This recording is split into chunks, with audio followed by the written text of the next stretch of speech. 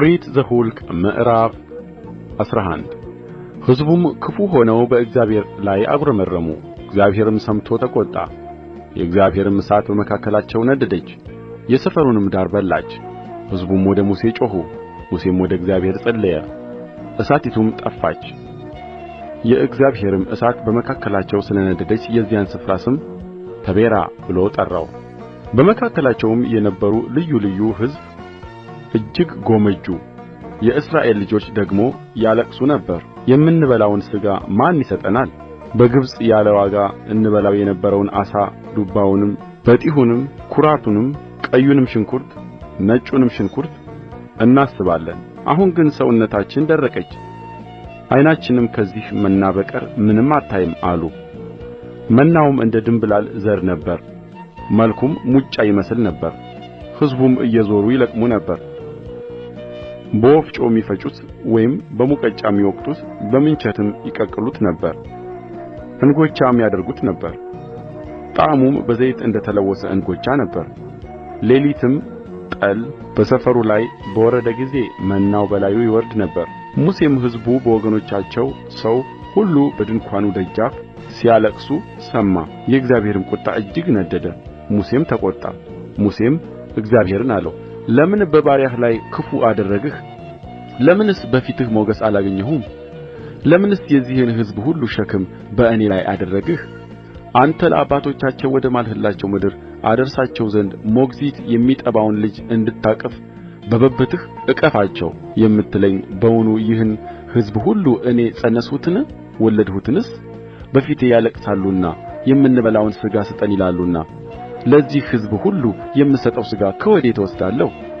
እጅግ ከብዶኛልና ይህን ሁሉ ሕዝብ ልሸከም አልችልም።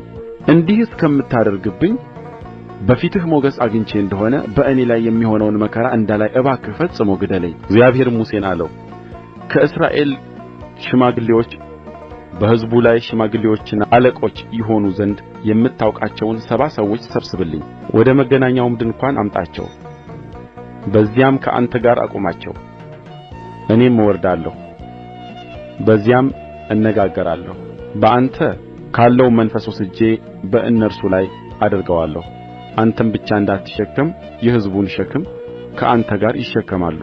ሕዝቡንም በላቸው፣ የምንበላውን ሥጋ ማን ይሰጠናል? በግብፅ ደኅና ነበረልን እያላችሁ ያለቀሳችሁት ወደ እግዚአብሔር ጆሮ ደርሶአልና ለነገ ተቀደሱ፣ ሥጋንም ትበላላችሁ። እግዚአብሔርም ሥጋን ይሰጣችኋል ትበሉማላችሁ። 1 ቀን ወይም 2 ቀን ወይም 5 ቀን ወይም 10 ቀን ወይም 20 ቀን አትበሉም። ነገር ግን በመካከላችሁ ያለውን እግዚአብሔርን ንቃችኋልና በፊቱም ለምን ከግብፅ ወጣን ብላችሁ አልቅሳችኋልና በአፍንጫችሁ እስኪወጣ እስኪሰለቻችሁም ድረስ ወር ሙሉ ትበላላችሁ። ሙሴም እኔ በመካከላቸው ያለሁ ሕዝብ 600,000 እግረኛ ናቸው፣ አንተም ወር ሙሉ የሚበሉትን ሥጋ እኔ እሰጣቸዋለሁ አልህ። እነርሱን የሚያጠግብ የበሬና የበግ መንጋ ይታረድን? ወይስ የባሕር ዓሣ ሁሉ ያጠግባቸው ዘንድ ይሰብሰብላቸውን? አለ። እግዚአብሔርም ሙሴን በውኑ የእግዚአብሔር እጅ አጭር ሆነ? አሁን ቃሌ ይፈጸም ወይስ አይፈጸም እንደሆነ አንተ ታያለህ አለው። ሙሴም ወጣ፣ የእግዚአብሔርንም ቃሎች ለሕዝቡ ነገረ። ከሕዝቡ ሽማግሌዎችም 70ውን ሰዎች ሰብስቦ በድንኳኑ ዙሪያ አቆማቸው። እግዚአብሔርም በደመናው ወረደ ተናገረውም፣ በእርሱም ላይ ከነበረው መንፈስ ወስዶ በ70ው ሽማግሌዎች ላይ አደረገ። መንፈሱም በላያቸው ባደረ ጊዜ ትንቢት ተናገሩ፣ ከዚያ በኋላ ግን አልተናገሩም።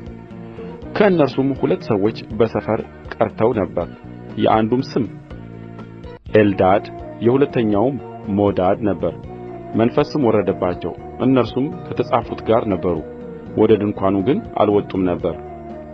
በሰፈሩም ውስጥ ሳሉ ትንቢት ተናገሩ። አንድ ጎበዝ ሰው እየሮጠ መጥቶ ኤልዳድና ሞዳድ በሰፈር ትንቢት ይናገራሉ ብሎ ለሙሴ ነገረው። ከልጅነቱ ጀምሮ የሙሴ አገልጋይ የነበረው የነዌ ልጅ ኢያሱ ጌታዬ ሙሴ ሆይ ከልክላቸው አለው። ሙሴም የእግዚአብሔር ሕዝብ ሁሉ ነቢያት ቢሆኑ እግዚአብሔርም በእነርሱ ላይ መንፈሱን ቢያወርድ አንተ ስለ እኔ ትቀናለህን? አለው። ሙሴም ከእስራኤል ሽማግሌዎች ጋር ወደ ሰፈር ተመለሰ። ነፋስም ከእግዚአብሔር ዘንድ ወጣ፣ ከባሕርም ድርጭቶችን አመጣ። የ1 ቀንም መንገድ ያህል በዚህ የ1 ቀንም መንገድ ያህል በዚያ በሰፈሩ ላይ በተናቸው። በዚያም በሰፈሩ ዙሪያ ከፍታው ከምድር ወደ ላይ 2 ክንድ ነበረ። በዚያም ቀን ሁሉ በሌሊትም ሁሉ በነጋውም ሁሉ ሕዝቡ ተነሥተው ድርጭቶችን ሰበሰቡ።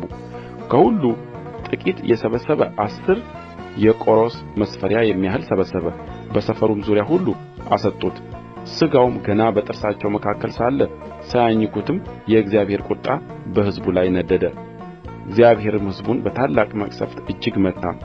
የጎመጁ ሕዝብ በዚያ ተቀብረዋልና የዚያም ስፍራ ስም የምኞት መቃብር ተብሎ ተጠራ።